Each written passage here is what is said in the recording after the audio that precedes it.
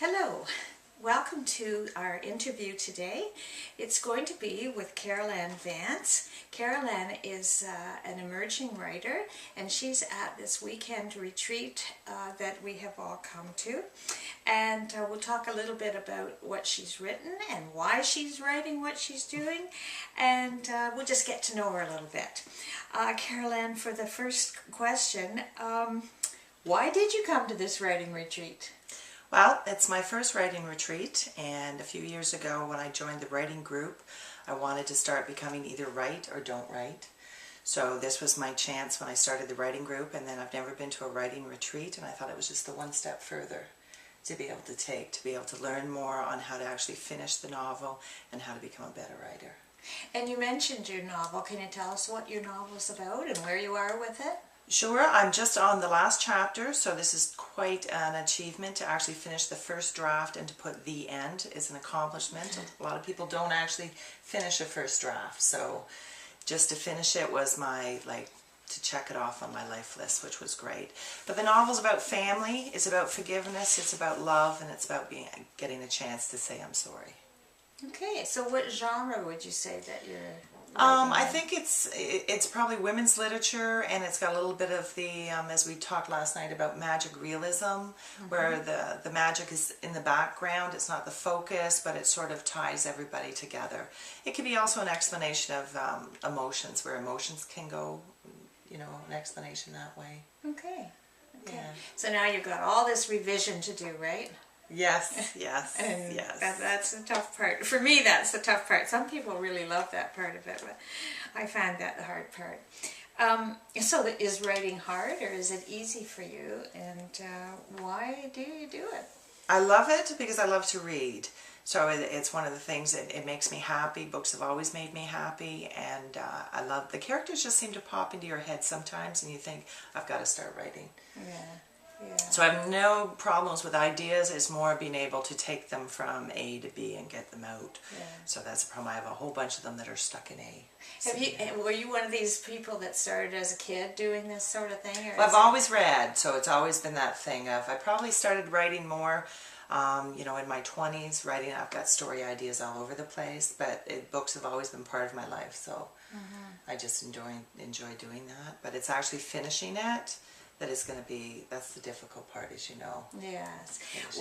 What did you learn from other writers? You're such a reader. Can you talk about what you might have brought from books you've read? I think I've learned just recently is to be able to write with the books, the genre that I love. So if I can read particular books and I actually hear the music of the words, that's what I would like to produce in my own work, because you can hear it from the first page.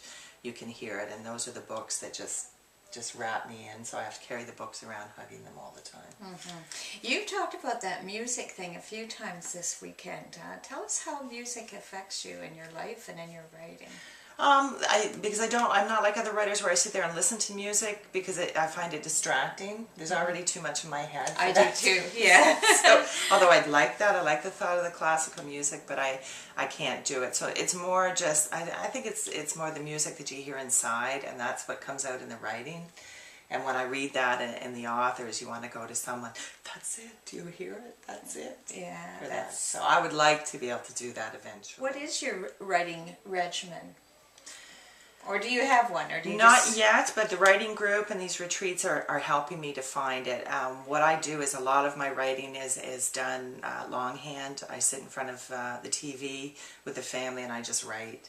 So I'm writing at work, and then I have to get it onto the computer for that. So a lot of my work is, I've got like booklets filled that I have to end up, because if I don't write it down, I lose it. It's gone.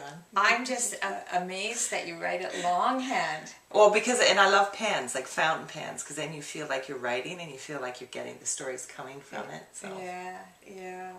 Wow, I'm just bowled over by that. Do your friends understand your commitment to your writing, or do you tell them about what you're doing? Well, again, only since the writing group, I've actually said, family is, sure, you're writing. Yeah, get a real job. Oh, good. Don't quit your day job.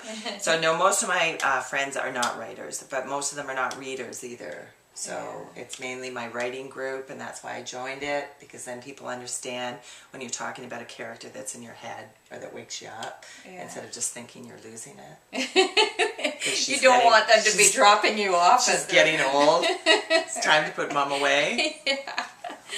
Oh dear. So what do they say when you tell them what you're doing, or have you told them? I have, because that's one of the things that you should say is to make yourself right, is to say, I am a writer, I'm writing a story. So I will get it from my kids, have you finished the book yet? Have you finished it? So that does actually keep me going. It might be difficult, like your son read your book. My son has said, I'll get my wife to read your book. So there you go. Yeah. Well, it's an interesting thing with your family, because you don't want to put them in the position where they, if they hate it, then they have to tell you. Yeah. And I was fortunate that my son was very complimentary, and he's someone who would tell me the truth. So so that's excellent. Yeah, that was good. You're just really starting out on this writing thing in a sense. I know you've been doing it for a number of years, but what's the most that you see yourself accomplishing, and what's the least that would satisfy you? The most, I think, finishing this first draft is the big step. I have a lot of stories to tell, and as you get older, you realize you only have the limited time. In the 20s, it was like, oh, I'm going to be a writer someday, and then you realize I can see around the corner now, so I only have X amount of time to get what I do. So it's to be one step at a time, to be able to actually do it and say, I can do it. Now I'm going to keep on doing it because it makes me happy. Yeah, and you want to get all those stories down. I do, and again, because it makes me happy. And then I can become whoever I want, because it's like, oh, well, I don't have time to become a doctor or a lawyer, and it's like, oh, but my character does. Well, you're living vicariously. Well, you can. It's like, oh, well, that's interesting, because then you can study it, and you can learn it, and so. And so what would be the absolute least that you could see yourself doing? Just finishing one book, and that would be an accomplishment, but a disappointment that I then didn't learn. I learned so much, I should go further. Yeah, that first book is such a learning curve, isn't it? I can see what you're saying there. What is... or is getting published the most important thing to you, or will you be happy if you just finish these books? Or I think my goal is to be published, because I enjoy books so much that I would like others to enjoy my words. So I do want to be published, or I should be more positive and say I will be published. There you go. It's that power of positive thinking. That's right. Yeah. So yes, I do want to be definitely published, so that is my goal. Okay. Well, Carol, Carole-Ann, I'm just so pleased that you agreed to come on camera with me today. And thank you for inviting me. Oh, I wish you well. There you go. Thanks. There you go. You're going to be just world famous. That's right. You saw it here. Do you have a title for your book? I never asked you that. Give Me Your Hand. Now it's just a working title. Yes. Because the woman is a psychic. So her son grows up with a psychic, so that was the idea of Give Me Your Hand. Okay. Yeah, but it's a working title. Okay, interesting.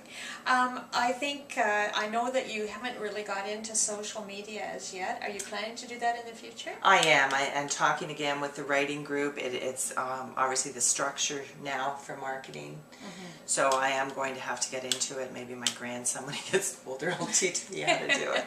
But no, definitely. I think the first will probably be a website, and then to learn to blog and to do. So baby steps. Yeah, and you can only do so much, yes. can't you? But it's very exciting. Well, again, thank you very much, Carole-Ann. Thanks, Elaine. Okay.